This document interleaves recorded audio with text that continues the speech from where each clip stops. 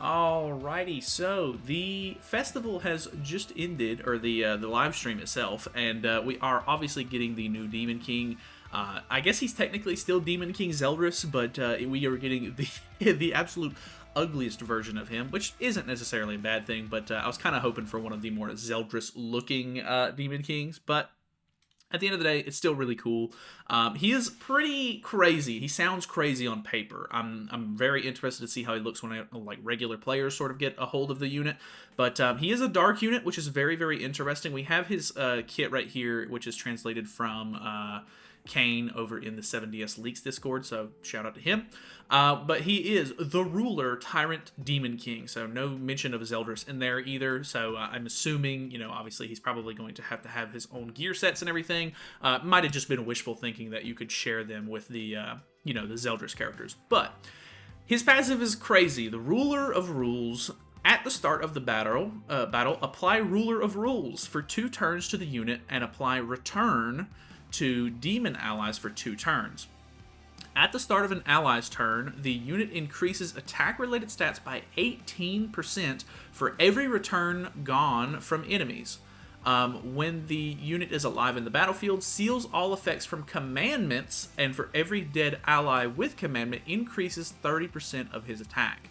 So, very, very interesting setup. The big thing here that me and the chat were talking about is the fact that he seals commandments. You could run assault mode melee, for example, with him and Estarossa now, and you're not going to lose your buffs every single time. He, I think, has his own commandment, maybe? I'm not 100% sure on that, but whenever they were showcasing the character and everything in-game, I think there was 2 seals on the field, and they were fighting other teams that weren't demons, so I'm not 100% sure on that part. But Ruler of Rules, which is the first buff that he sort of gives himself, is the damage taken at enemy turn cannot exceed 50% of the unit's max HP, so he has a built-in damage cap. It's only for him on that. When removed, remove all debuffs applied to the unit and increase all stats by 20% and rank up the unit's cards by 1 rank. So it's all of that is on himself only. You're not going to have to worry about him ranking up Melee's cards or anything like that, but that is a crazy buff in of itself. Not too sure what they were thinking with this guy. Like I said, he sounds insane on paper.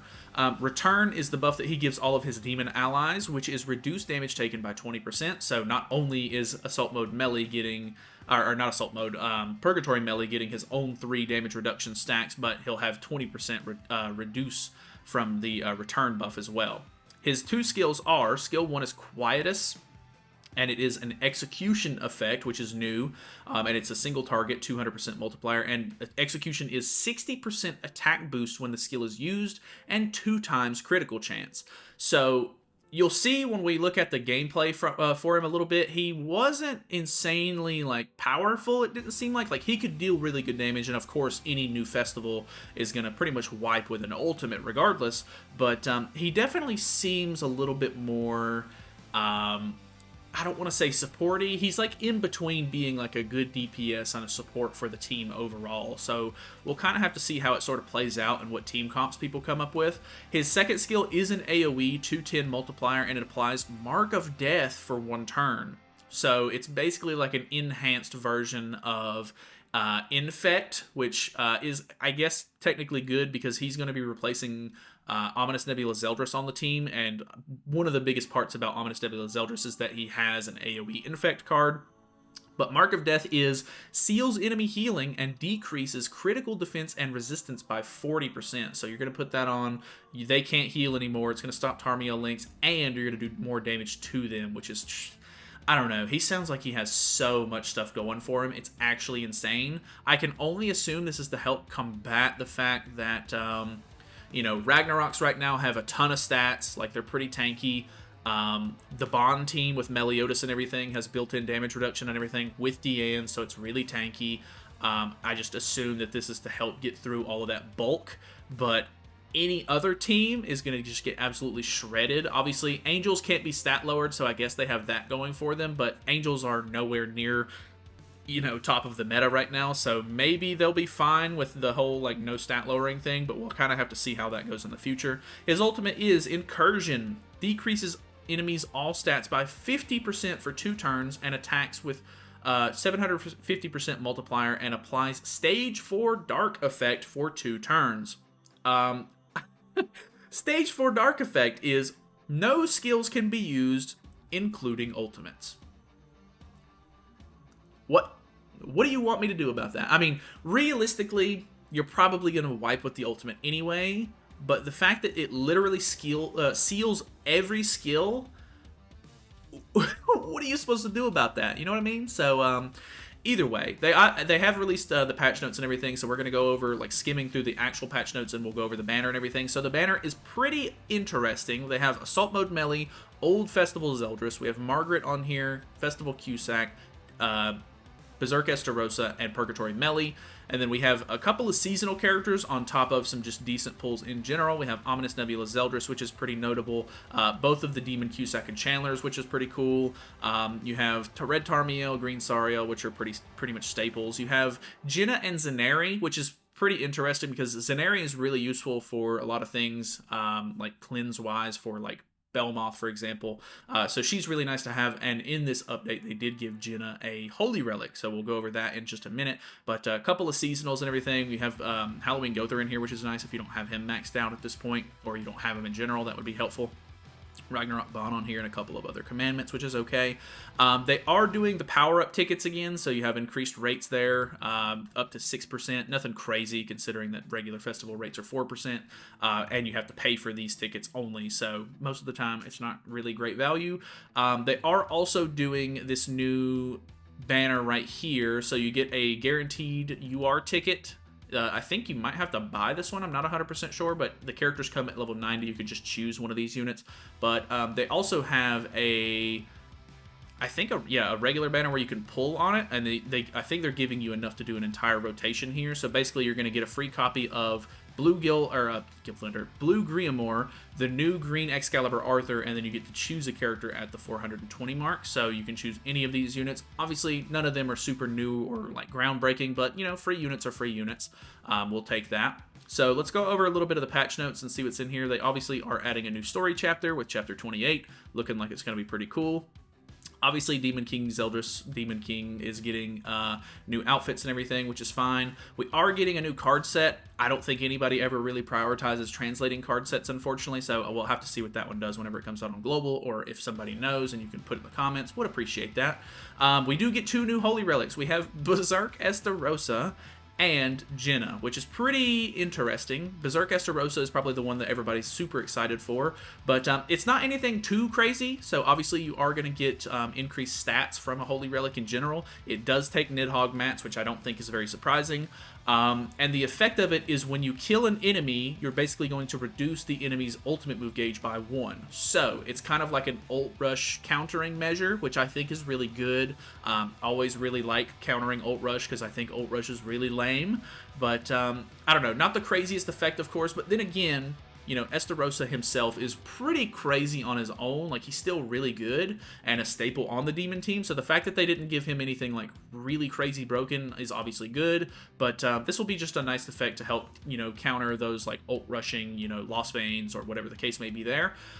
Jenna, on the other hand, is actually a new bird relic, which is the first time that they've done a bird relic. I think somebody in the chat said it's been 13 months or something like that since we got a bird relic, which is incredibly long. So finally, a new bird relic, and the effect is attack-related stats of human allies participating in battle are increased by 12%, and this actually does work in the back slot. They were showing a couple of different, like, LR Escanor teams that you could maybe put Jenna in the back, so pretty interesting. Obviously, she doesn't have good CC at all, and I don't even think she has, like, max costumes or anything like that either, so the odds of you actually running this thing and getting good use out of it, maybe not the greatest, but nonetheless, I'm just glad that we're getting a new bird relic, so I'll take that as a win. Coin shop characters, these are going to be the Holy War Fest characters that we are going to be getting in the coin shop. If you already have some festival coins lying around, you could maybe max out some of these characters depending on your, you know, coins in your reserve, or depending on your pulls in the actual banner itself, so that's pretty cool. Obviously, we're getting a bunch of new bundles. I'm going to try to skim through a lot of this stuff, so that way, you know, we can go over it again on Global in its entirety. But new bundle with a bunch of relic materials, which is kind of cool. They are bringing lucky bags back, which is pretty normal. This is a really big one. Instead of doing a gym login event, which I know might be better overall, they are giving out 70 free tickets for this banner. So over the course of, you know, an entire month, which is as long as it lasts, you're actually going to be getting 70 free tickets, which is 7 multis worth, and on top of that there is 1 free multi from the special missions that you can get as well. So just a ton of free summons on this festival banner, which I think is the first time they've ever done that much just free summons on a festival in general. So that's really, really cool to see. Obviously some people would rather have gems so you can buy costumes with it, or even use them, you know, for future banners instead of summoning on this if you're not interested. But you know, free summons are always good. I'll take it. You know, it is what it is. Obviously, you know, gems might have been better overall because you could have used them on the banner or other things, but, you know, free is free. So I'll take what I can get.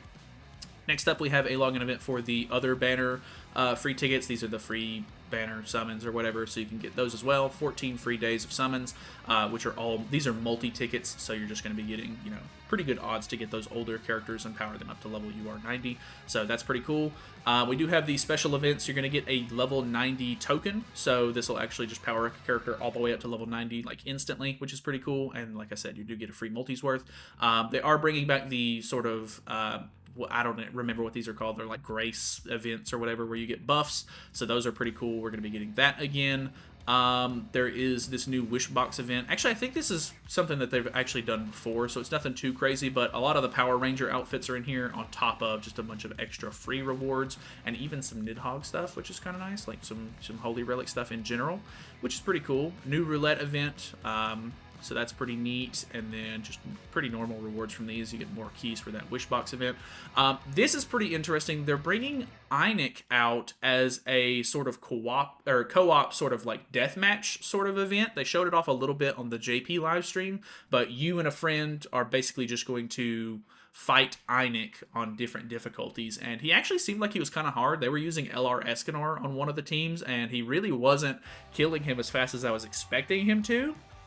But with this being a new modern event, they have to obviously kind of deal with power creep and everything. So pretty interested. Kind of cool that they're bringing the guild bosses back out in a new way, I guess. Obviously kind of recycled content in a way, but it's new. So I'll take it. Obviously some pretty decent rewards here. I'm not sure if this is like a community event where everybody in the game is sort of working to get these sort of materials or whatever. But either way, it's you know, pretty cool stuff in general. Overall, they are bringing back that, or that is new. A couple of decent rewards here once you reach, I guess, certain milestones. Like I said, I'm not sure. It does say cooperative point achievement reward, so I'm assuming it's a community thing. They haven't done one of those in a while. They're bringing back all of the artist Hawk Pass costumes, and they are going to be discounted for 20 diamonds per each piece. Originally, if you didn't get these, you could have bought them with Hawk Pass points for technically free. So kind of interesting, I guess, if you missed out on any of these or you just like the way they look, you could grab those while they're out. Fort Solrus event is obviously coming back. We have the King Exchange event, of course, which is kind of nice. All of these boosts like normal, so you can res for free time on main scenario quests. Like all of the shops and everything like that are discounted. Everything is, you know, typical festival stuff. We have the lucky bag thing here, you know, the rates and everything. We have a new Hawk Pass for JP. It'll probably be a couple of extra weeks for us on Global because we just got the Bond outfit. But there is a lacrosse tier outfit, which is pretty interesting, I guess. I guess I think he's still missing, I think it's either a weapon or a headpiece. I can't remember exactly which one, but you'll be able to use this Hawk Pass piece to max out your tier cosmetics if you haven't already. 1 new battle event, 2 new battle events. And then a couple of changes here or there. So also this right here, they did show off in the live stream. The Tower of Trials is officially going to be ending on August 31st for JP. I assume it'll be sort of similar, if not maybe a little bit into September for Global. But if you have not beat Tower of Trials yet, I do have guides up for all of those floors on my channel. If you want to look at those, feel free. And if the team that I'm using you don't have, feel free to look through the comments as well. People tend to post a lot of their you know, teams that they were able to beat it with in the comments, so feel free to use those as sort of like a helpful sort of tool to get through some of those, because obviously the gimmicks can be kind of annoying. Let's look at a little bit of this gameplay for the Demon King, though. Obviously, like I said, he's sort of in that weird middle ground where he seems kind of like he's supporting the Demon team while on top of that able to deal damage once he sort of builds up, which is kind of cool. JP did a little bit better for the showcase. They were actually showcasing a little bit more of his damage, but the KR live stream, which we're watching right now, they actually kind of relied just on melee. They sort of just use him to deal a little bit of damage, get a little bit of output there. They kill Estarossa literally turn 1, but they basically just rely on melee, and then they end up wiping with his ultimate, so nothing actually like too crazy there. Let me go grab the JP live stream actually, because that one's a little bit more, you know, like it's a little better showcase wise. Okay, so getting in here, they are running a Bon Escanor team, which is a little bit more weird, I guess. I like the fact that the KR stream was actually using a Lost Vein team instead, but yeah, let's see kind of how they play this a little bit. He's using that new Infect sort of crit decrease kind of card, which is pretty interesting. You can kind of use that to set up for damage. They are able to kill Queen Diane right here turn 1 with all of their normal attacks and everything, which is kind of nice. I don't know, like, if you go first and Diane doesn't stance up anyway, you can, depending on the damage output of your team, you can normally end up getting rid of her pretty quick, but they just do a much better job of making sure that Zeldris ends up, or not, I keep calling him Zeldris, Demon King gets a little bit more use. So they do put Mark of Concentration on him, and you can see, I think they have Tarmio Link on him. He does tank the Bon attack, which is pretty interesting. And then on top of that, we get to see them use a couple of his actual attacks, if I'm not mistaken, which is kind of nice. So he ends up going for a melee attack, and then this is a level 2 single target from him, which is the one that has 2x crit chance and 60% attack boost. So it sounds like on paper it would do a really good amount of damage. Obviously, Bond has like 40% damage reduction. Didn't really do all that great.